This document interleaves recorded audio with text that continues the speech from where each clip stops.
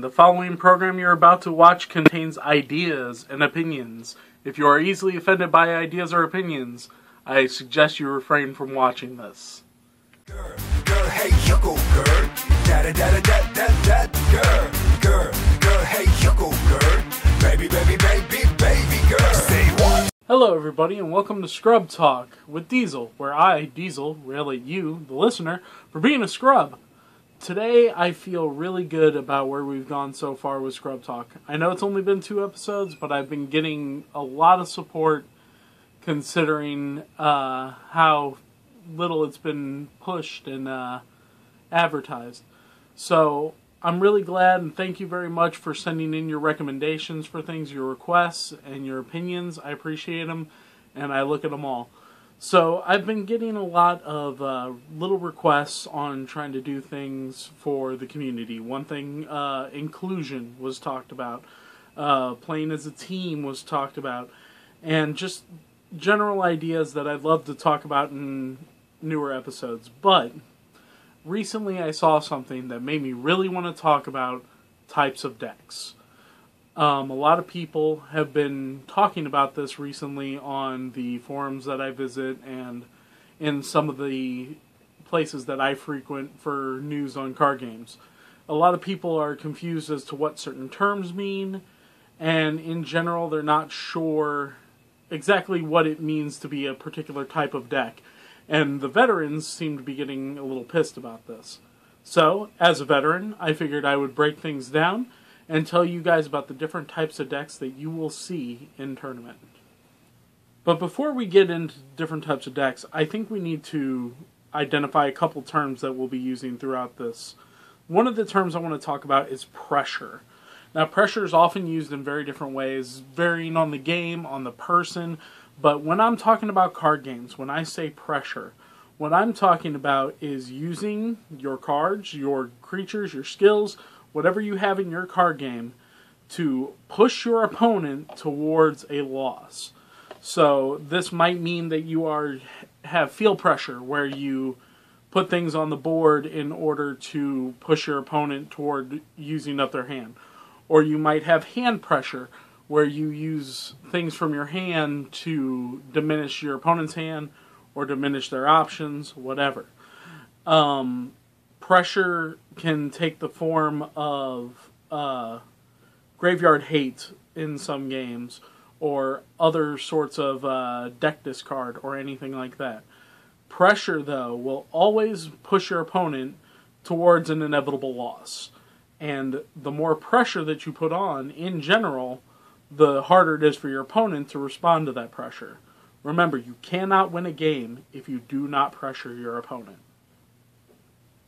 The next thing I want to define before we start is acceleration and options. Acceleration is things that you can do in order to push forward the state of the game. In many games, this usually shows itself as draw.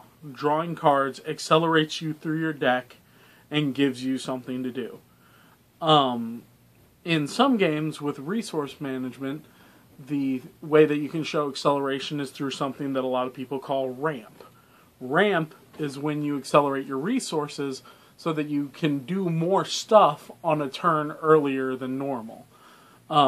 Magic has ramp, Force of Will has ramp, and even Buddy Fight has ramp in the form of building up gauge, or Vice Shorts in building up stock.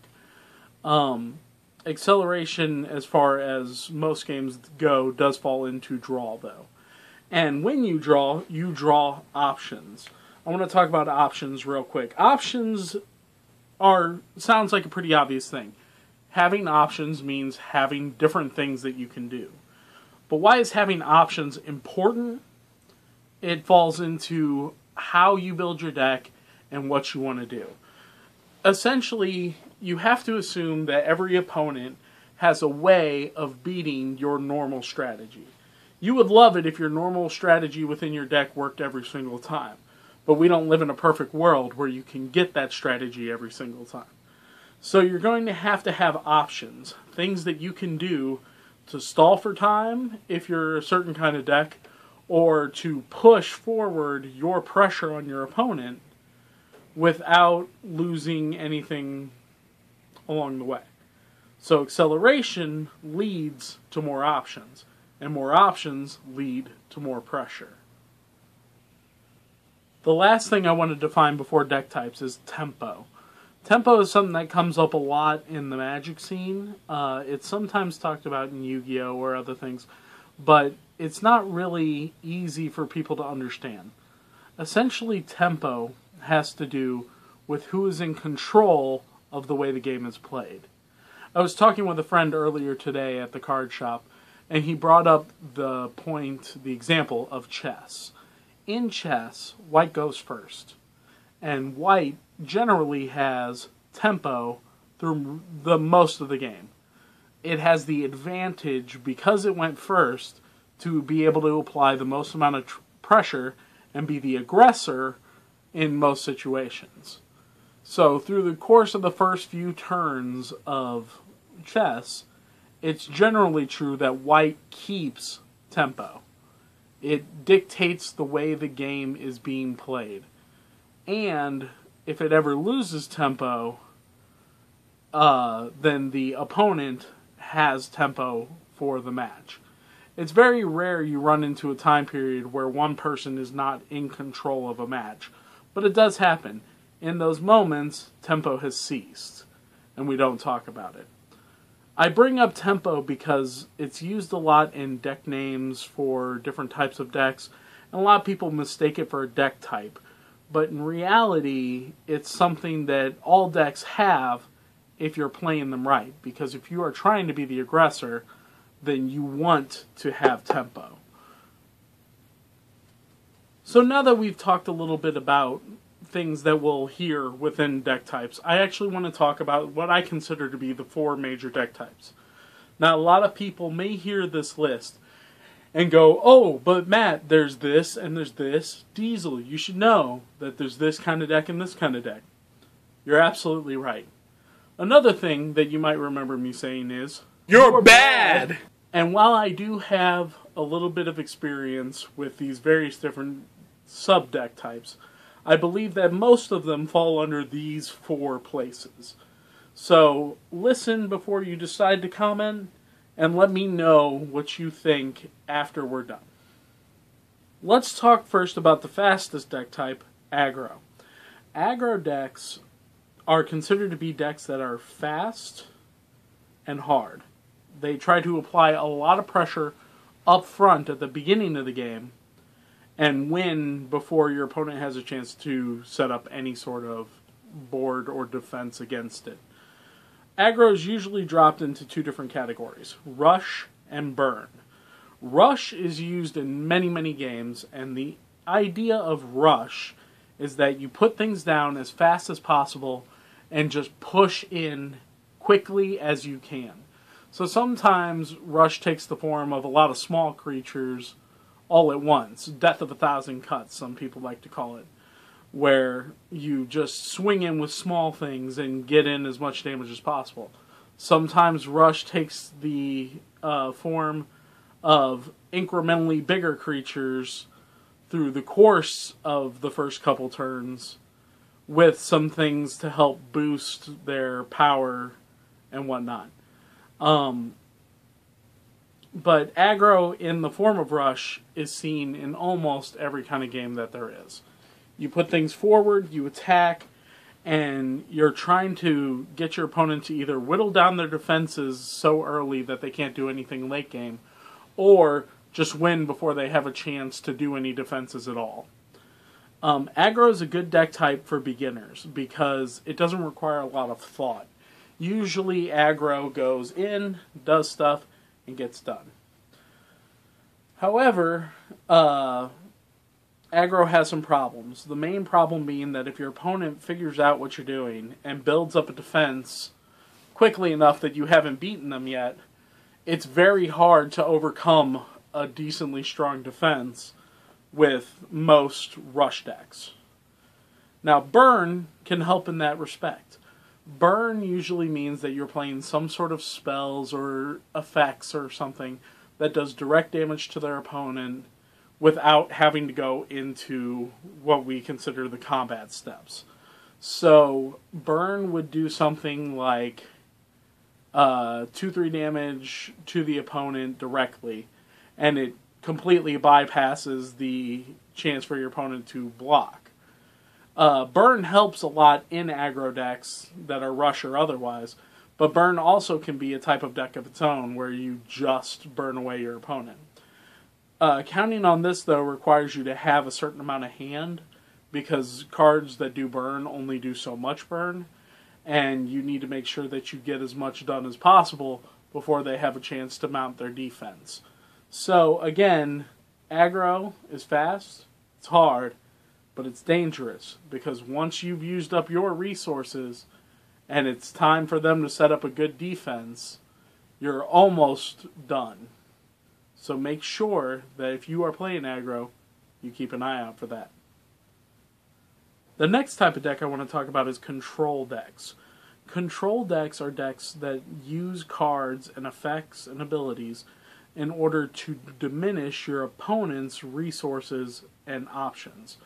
These decks don't put as much pressure early in the game on the board, and instead use things that nullify or counter your opponent's ability to play for a while until they run out of options, in which you then put down something and attack and just try to win it out. Control is really seen in its best light in Magic, usually in the blue to black range, although other colors can do it to a point. Control allows your opponent to counter, which is to completely nullify something's ability to do its job, and discard, which eliminates options from your hand before you get a chance to play them. Control is a dangerous option in one way. You have to know how to play it. Control is for savvy players only. And even in a game like Card Fight, where control is very limited, Kagero is a control deck, Narukami is a control deck, anything that limits your opponent's ability to keep their field full would be considered controlling in Vanguard. And even there, you have to know what to get rid of, how it's going to affect the board state, and continue through with sort of a notion that at any point your opponent will get a chance to top deck something. So you have to be wary. Control works really well if you know how to play it. It allows you to make tough choices, and you get a chance to really outthink your opponents. And that's always fun, because it gives you something to do even when it's your opponent's turn. The downside to control is you only have so many times that you can say no to a person before you run out of options yourself. Accelerating is a good way to put an end to that, but in general, you've got to pick your battles, and that requires thought. So make sure that if you're going to play control, that you're ready for some tough decisions. The next deck type I want to talk about is usually affectionately known as mid-range. Mid-range decks come from the Indo-European word middle, which means not the beginning and not the end. Mid-range decks are considered to be middle-of-the-road decks. A lot of times they have elements of control and aggro in them. They often have large creatures or some big effect that they like to get off. But in general, the word that you think of when you think of mid-range is value. Every card in the deck is hopefully going to be better than the cards your opponent is playing in a single stand-up comparison contest. So what they're hoping is on turn one, they're going to play some kind of discard or some small ramp creature so that they get value out of that first turn. Then the next turn, they're going to move into something that allows them to accelerate into more cards, or into another creature for defense, or something. But by the middle of the game, turn 3 to turn 7, depending on what kind of game you're talking about, they're hoping that they're going to have something on board that's going to wipe you, and options enough in their hand that you can't do anything about it because they are keeping you oppressed.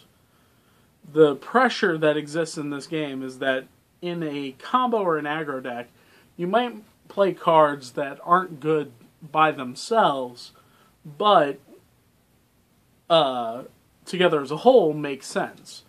Mid-range is hoping to outvalue you card per card in a one-on-one contest. And the upside to that is that it can be very, very useful. Sometimes just playing the best cards out of each group is a really good way to show pressure. The downside is that you have to know what makes a card good and what gives it value. So sometimes it takes a little time to get something going. Also a downside is I think mid-range decks are the most often copied decks, what we call net decking, which we talked about in the past. And that's not necessarily a bad thing, as I said in the first episode. But one of the problems with it is that you take someone else's idea, you put all these value cards together, but you don't really know how they interact with one another, and sometimes that causes issues. Also, another unfortunate thing about mid-range is that if your opponent is playing pure control, sometimes they can outgrind you more than you can outgrind them. So you have to be careful about what you play and when you play it.